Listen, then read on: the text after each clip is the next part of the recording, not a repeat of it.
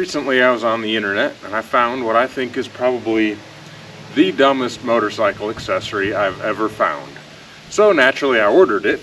And so what we got here is basically a simple little tab that you take a bolt out of your motorcycle, put through here, and you've got a bottle opener on the side of your motorcycle.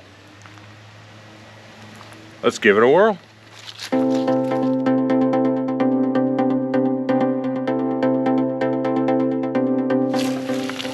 As I said, installation seems pretty straightforward. So we just grab a bolt here, take it out, put it through the hole, and screw it back in.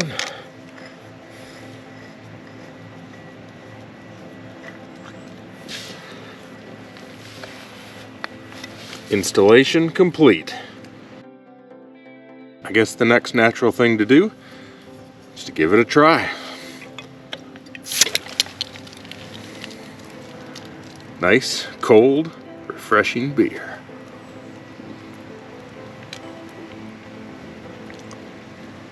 All right, maybe it's not the dumbest thing I've ever seen. If you can think of a dumber accessory, let me know. Maybe you think this is actually quite genius.